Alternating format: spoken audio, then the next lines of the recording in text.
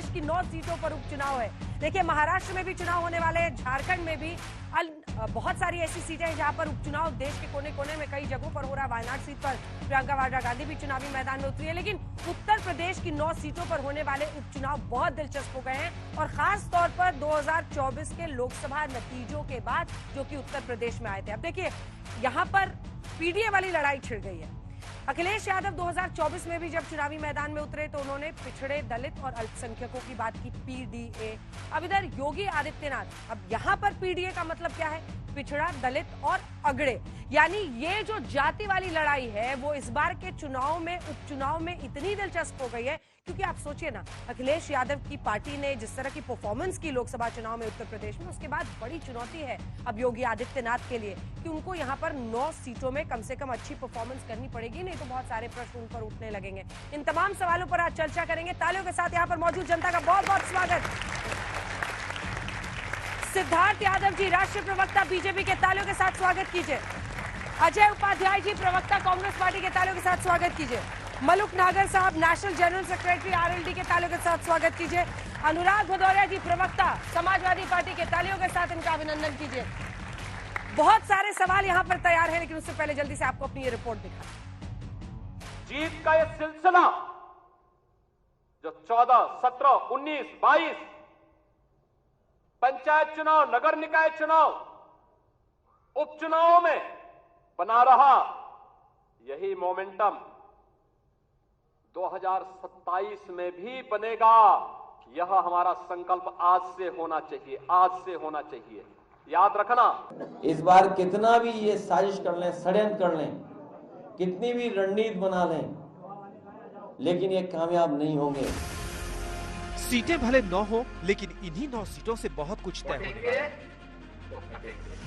जाति जनगणना, संविधान और आरक्षण के मुद्दे के दम पर जो फायदा लोकसभा चुनाव में इंडिया गठबंधन पाया, उसका सामना अब कटेंगे तो बटेंगे से। इसीलिए अखिलेश यादव ने उसी टेस्टेड फॉर्मूले को 9 सीटों की पॉलिटिकल परखनली में डालकर उम्मीदवारों की पर्ची निकाली, जिसके दम पर उत्तर प्रदेश में बीजेपी की सीटें घटा पाए। फॉर्मूला पीडीए का ही, पीडीए यानी पिछड़ा, दलित और अल्पसंख्यक। अखिलेश यादव ने 3 पिछड़े, 2 दलित और 4 अल्पसंख्यक को उतारा है।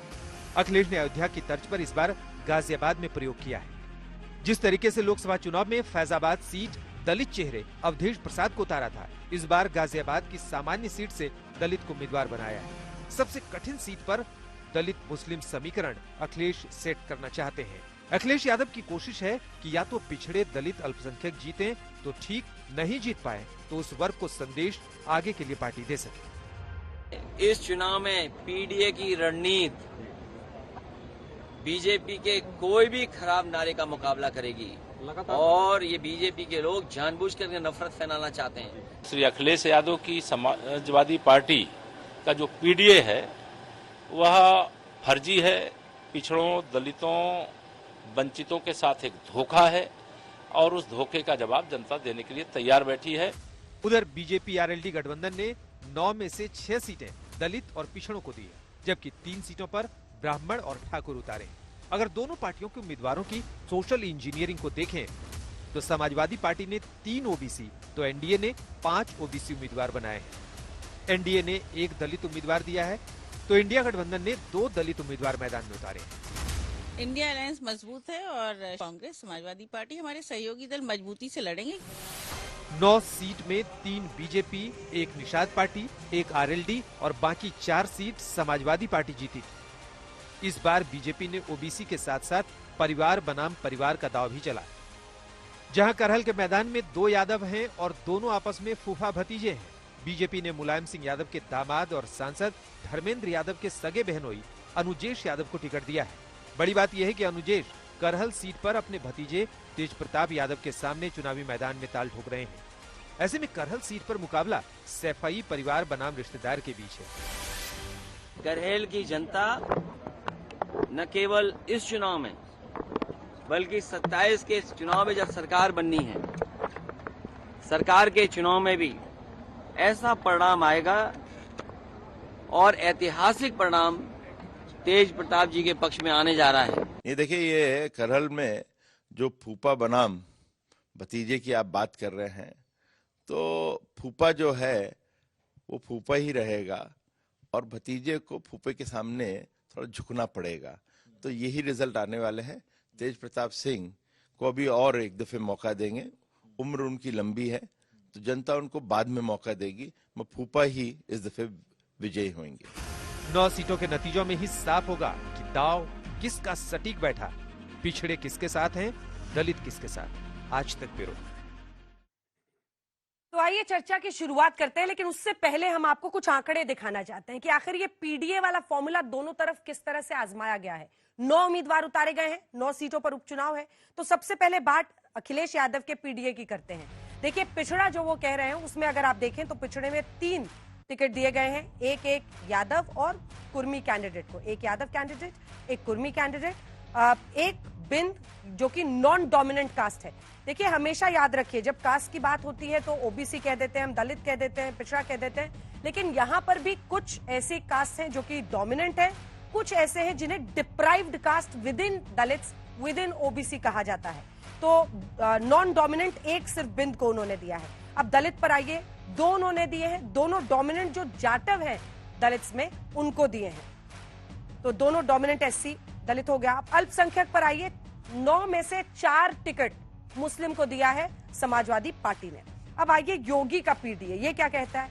यहां पर भी पिछड़े में 5 टिकट दिए गए हैं, जिसमें एक यादव को, एक कुर्मी को, ठीक अखिलेश बाबू की तरह। उसके बाद ओबीसी में 3 नॉन डोमिनेंट ओबीसी, पाल, निषाद और मौर्य।